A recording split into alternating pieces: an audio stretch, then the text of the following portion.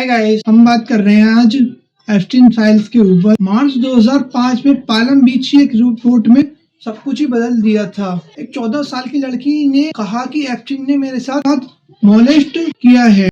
एक शख्स के भीतर गहराई तक जमा अंधेरा। Sex offender Jeffrey Epstein and his chief. Epstein under गज को पैसा देकर से जिसको बुला रहा था।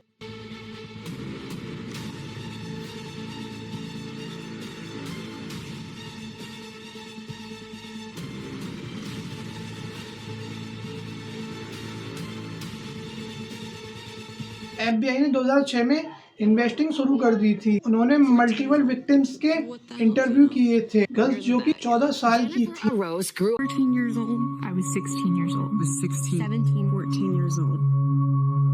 This is me. This was me. This is me when I met Jeffrey Epstein. This is me when I met Jeffrey Epstein.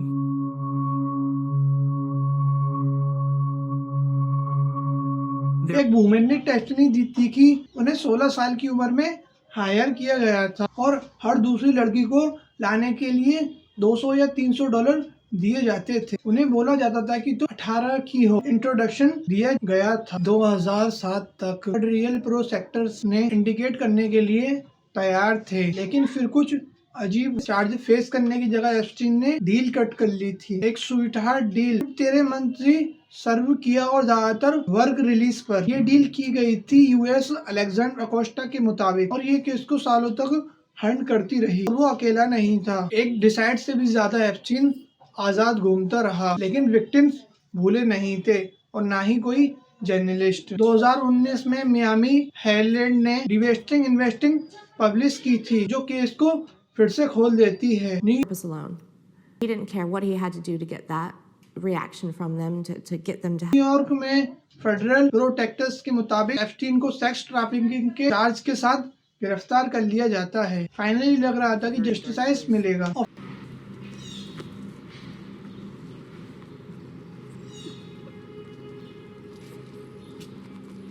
You say, why did this happen to me? This place is cursed. फिर 10 अगस्त 2019 को Epstein अपनी Manhattan jail में dead पाया गया। उसने suicide कर लिया था, लेकिन सवाल बने रहने का था कि ऐसे कोई इतना हाई प्रोफाइल पर्सन मर सकता है। जब वो सडनली सुसाइड वॉच पर। उसकी डेथ का मतलब था कि वो कभी ट्रायल फेस नहीं करेगा, लेकिन इन्वेस्टिंग बंद नहीं हुई थी। 2020 में उसकी लॉन्ग टाइम मैक्सवेल ने अरेस्ट किया गया और विक्टिम्स को रिक्वायर्ड करने का चार्ज भी लगाया था। Never before seen evidence released during her trial. एक चीज और थी, लोग चाहते थे कि फाइल्स और सारे डॉक्यूमेंट्स पब्लिशर के लिए दिए जाएं। FBI ने ये सारे एविडेंस 20 साल तक कलेक्ट किए हुए थे और आखिर कौन इन्वॉल्व था इस सब में। गवर्नमेंट को पता था कि जस्टिस इतनी देरी से क्यों मिला। इन फाइल्स को रिलीज करने की पॉलिटिकल फाइटस्टॉर्म बन गई थी। 2024 के प्रेसिडेंटल कैंपेन के दौरान डोनाल्ड ट्रंप ने प्रॉमिस किया था कि अगर इलेक्टेड हुए तो फाइल्स रिलीज किए जाएंगे। ये आई वर्ड उन्होंने फॉक्स न्यूज को बोला था कि नवंबर 2025 में कांग्रेस ने रिपब्लिकन सपोर्ट के साथ एप्स्टीन फाइल्स के ट्रांसपेरेंसी लॉ में रिक्वायर किया गया था, जो 30 दिन के अंदर ही सब कुछ रिलीज कर दें। डेडलाइन थी 19 दिसंबर 2025 की। जब वो दिन आया, जस्टिस डिपार्टमेंट ने एक छोटा सा बैच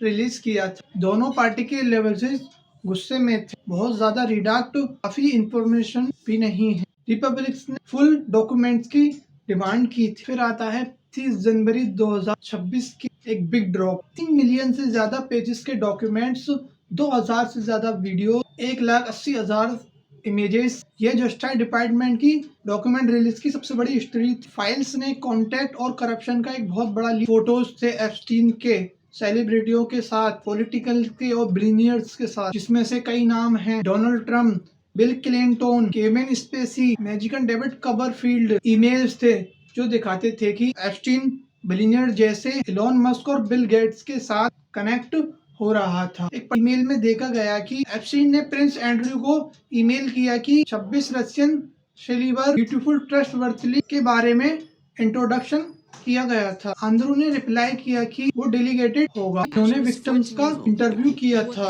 वुमेन्स ट्रांसक्रिप्ट थे जो कि डिस्क्राइब कर रही थी कैसे रिक्वायर्ड था और पैसे दिए गए थे। 2005 में पाल्म बीच पर वीडियोस भी थे जो कि एप्स्टीन ने खुद रिकॉर्ड किए थे। उसके प्राइवेट आइसलैंड की फुटेज, यूएस वर्जिन में एक प्राइवेट आइलैंड था, मनहट्टन में एक बड़ा मैंशन और पाल्म बीच पर फ्लोरिडा में प्राइवेट जेट में ट्रेवल करता था, जिसे बाद में लोगों ने लोलिता एक्सप्रेस का नाम दिया। 2005 में पाल्म बीच पर पुलिस को एक रिपोर्ट मिली। 14 साल की लड़की के पेरेंट्स ने एलेज किया कि उनकी बेटी एप्स्टीन के पाल्म बीच पर मेंशन में मोलेस्ट किया गया है। Underage.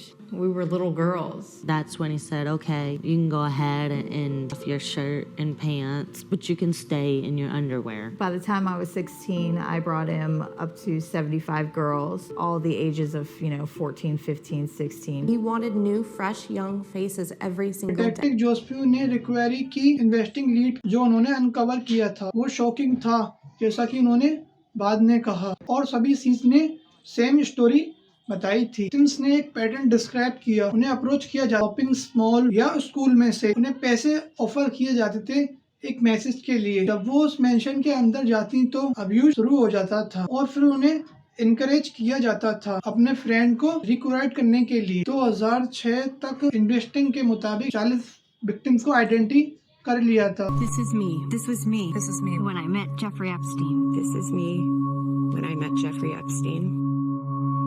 FBI ने केस ओपन किया एप्स्टीन के अगेंस्ट सेक्स ट्रैफिकिंग और एंटीसेमेंट्स के लिए। केस बिल्कुल एयरटिजिट लग रहा था, लेकिन फिर आई वो चीज अमेरिकन लीगल हिस्ट्री की सबसे कंट्रोवर्शियल प्ली डील्स में से एक बन गई। नवंबर 2018 में मियामी हेडलिंग की इन्वेस्टिंग के दौरान रिपोर्टर जुलाइस को मिला ग्राउंड ब्रेकिंग सीरीज पब्लिश की थी। उन्होंने लगभग 80 वुमेन को ट्रैक डाउन किया था जो कहती थी कि 2001 से लेकर 2006 तक उनके साथ सेक्सुअली अब्यूज किया गया। मी टू मूवमेंट का हैशटैग भी चलाया गया था। पब्लिक ये एक्सेप्ट करने को तैयार नहीं थी कि पावरफुल लोग अकाउंटेबिलिटी बच सकते हैं। ब्राउन की रिपोर्टिंग ने फिर से केस को इग्नाइट कर दिया था। 6 जुलाई 2019 को फेडरल एजेंट्स ने एप्स्टीन को न्यू जर्सी टेटरवो एयरपोर्ट पर अरेस्ट कर लिया था। इस बार चार्जेस अलग थे, सेक्स ट्रैफिकिंग और माइनर्स गर्ल्स के साथ। रोबर्ट मैक्सवेल की बेटी वो 1990 में एप्स्टीन की रोमांटिक पार्टनर थी, फिर उसकी क्लोजेस्ट कॉन्फिडेंट बन गई थी और प्रोसेक्टिंग के अकॉर्डिंग उसकी चीफ इनहेलर भी। जुलाई 2020 में एप्स्टीन के अरेस्ट के लगभग 1 साल बाद FBI ने मैक्सवेल को हाम्पशायर में अरेस्ट कर लिया था। दिसंबर 2021 में एक लंबे ट्रायल के बाद जूरी ने उसे सेक्स ट्रैफिकिंग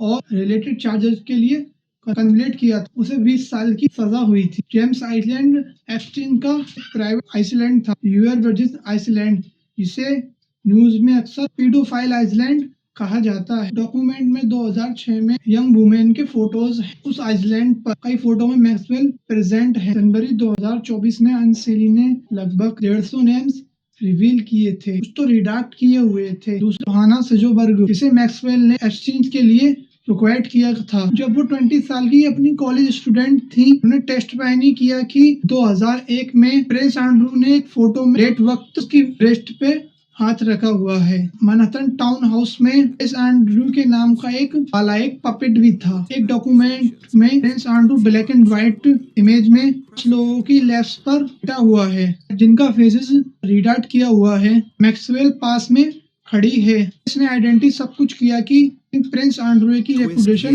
हो चुकी है। एक डॉक्यूमेंट में रिवील किया कि 1996 में पाम बीच के इन्वेस्टिंग के दौरान से 9 साल पहले एप्स्टीन सर्वाइवर फार्मर ने FBI को चाइल्ड सेक्स के अब्यूज में इंफॉर्मेशन दी थी, मगर कोई एक्शन नहीं लिया गया था। तो गाइस, डोनाल्ड ट्रम्प का भी नाम काफी बार आ चुका है ईमेल्स में। आई होप आपको आज वीडियो अच्छी लगी हो तो गाइस लाइक करके जाना, चैनल पे नहीं तो सब्सक्राइब भी कर लेना। Thanks for watching, bye bye.